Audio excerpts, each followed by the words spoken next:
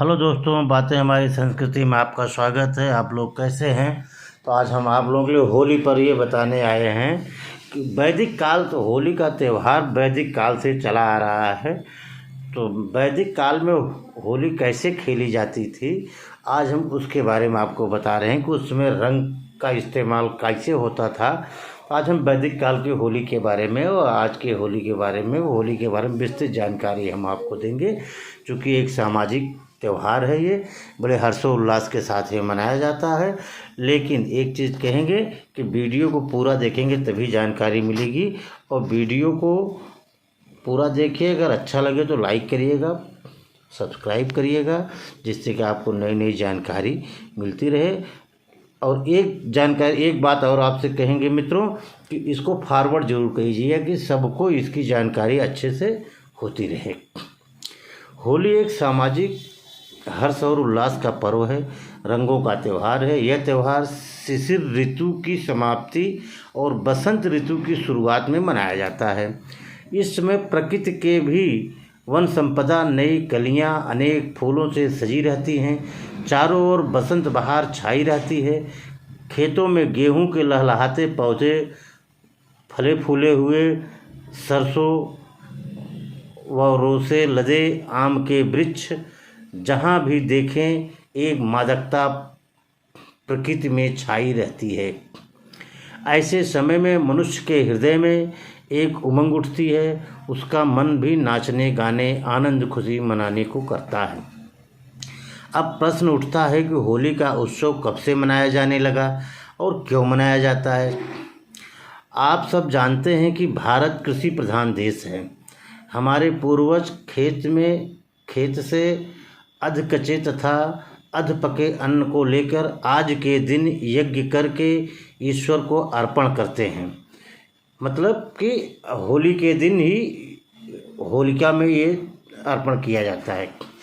ईश्वर से प्रार्थना की जाती थी कि सुशस्या कृषिधि, हे प्रभु, इसका अर्थ ये, हे प्रभु हम अच्छी फसल उत्पन्न करें, कर्मठ और यशस्वी बने। इस यज्ञ को नवानिष्ठि यज्ञ कहते हैं और इसी का नाम होला था पहले। नवानिष्ठि यज्ञ के रूप में यह उत्सव वैदिक काल से ही मनाया जाता रहा है, परंतु कालांतर में इस दिन कई घटनाएं घटित हो गई, इसलिए इसका नाम भी बदल गया और होला से होली का नाम पड़ गया। इस त्यौहार का विशेष संबंध प्रहलाद से है। पुराने समय में हिरण्याकशिप नामक राक्षस ने अपने को ही ईश्वर घोषित करवाकर अपनी पूजा करवानी शुरू करवाई और निरीह जनता पर अत्याचार शुरू कर दिया। तब इस अन्याय के विरुद्ध उसके पुत्र प्रहलाद ने सत्य का मार्ग अपनाया और उसने अपने पिता के ईश्वर होने का खंडन किया, जिससे रुष्ट होकर उसके पिता ने उसको कष्ट देना आरंभ किया। नाना प्रकार से उसको मारने का यत्न किया, किंतु भगवान प्रहलाद की रक्षा करते रहे। अंत में प्रहलाद की बुआ होलिका, जिसे सत्य के मार्ग पर चलने से अग्नि से न जलने का वरदान प्राप्त था, होलिका प्रहलाद को लेकर प्रचंड अग्नि में बैठ गई।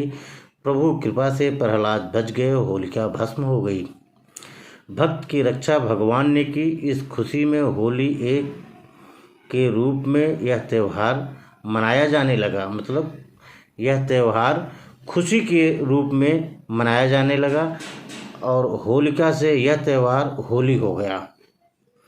इसके बाद त्रेता युग में सूर्यवंशी सम्राट रघु हुए। इनके राज्य में वशिष्ठ जी ने व्यवस्था बनाई। बोली की पूजन पर अग्नि की परिक्रमा कर लोग गावें, हंसे, मनोविनोद करें। द्वापर युग में भगवान श्री कृष्ण जी द्वारा इस त्यौहार में कुछ और निखार आया। उन्होंने स्त्रियों को भी सम्मिलित किया तथा रंग डालना, पिचकारी मारना, अबीर गुलाल लगाने की प्रथा चल पड़ी। यत्र नार्यस्तु पूज्यन्ते रमन्ते तत्र देवता। जिस समाज में स्त्रियों का सम्मान होता है वही समाज उन्नति करता है। नारी पुरुष के साथ कदम से कदम मिलाकर चलती हैं तो कोई कारण नहीं समाज उन्नति न करे। मतलब अगर नारी पुरुष के साथ कदम से कदम मिलाकर सही रास्ते पर, सत्य के रास्ते पर चल रही है, उस समाज की उन्नति होना निश्चित है। इसीलिए भगवान श्री कृष्ण ने मनोविनोद तथा खुशी के इस त्यौहार में उनको भी सम्मिलित किया।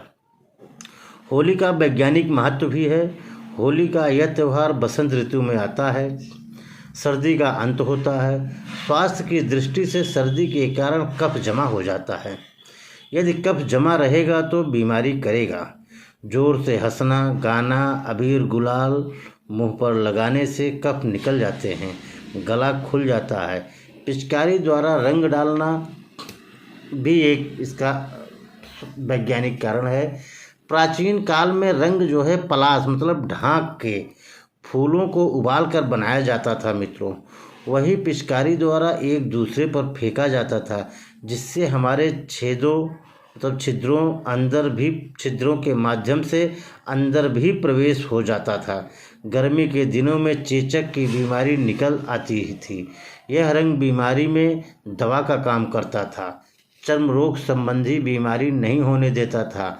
आजकल नकली रंग चला है जो कि हानिकारक है। शरीर में नाड़ियों का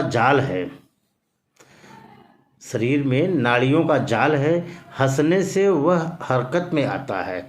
आयुर्वेद कहता है कि तमाम बीमारियों का जड़ गमगिनी है, मतलब गुमशुद आदमी अगर बैठा रहे तो बहुत सारी बीमारियां उसको घेर लेती हैं।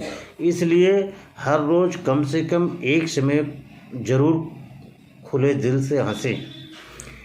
इस दिन एक दूसरे पर गुलाल लगाते हैं। गुलाल स्नेह ममता का प्रतीक है। राजा रंक फकीर छोटा बड़ा यह भेदभाव नहीं रखते हुए एक दूसरे से गले मिलना, मुबारकबाद देना कितने बड़े प्रेम का चिन्ह है। देश प्रेम की दृष्टि से होली का यह त्यौहार कर्मठ बनने, अहंकार, दर्प, अन्याय के ऊपर सत्य सदाचार की विजय की स्मृति दिलाती है। एकता, सहिष्णुता, परस्पर प्रेम, सहयोग का पाठ पढ़ाती है। होली में तीन चीज़ होता है, जलाना, मनाना और खाना। मित्रों, आध्यात्मिक दृष्टि से वर्ष का अंतिम माह और माह का अंतिम दिन पूर्णमासी को होली का त्यौहार मनाते हैं। कांटेदार लकड़ी, इधर उधर की लकड़ी इकट्ठा कर के गोबर के उपले आदि लगाकर जलाते हैं। देसी वर्ष मार्च चैत्र से शुरू होता है, अतः अपने जीवन भर के कटु स्मृतियों, कड़वाहट जो इकट्ठा हुए हैं उनको जला दें और नए मास वर्ष से प्रेम के रंगों से रंग कर मना लें और मिलकर फिर आनंद उठाकर मधुर मिष्ठान करें, खा लें और राधे राधे सब कोई गले से मिले। अगर मित्रों ये जानकारी आपको अच्छी लगी हो तो एक चीज़ ज़रूर करिएगा कि इसको आगे फॉरवर्ड ज़रूर करिएगा। हाँ, धन्यवाद आपको।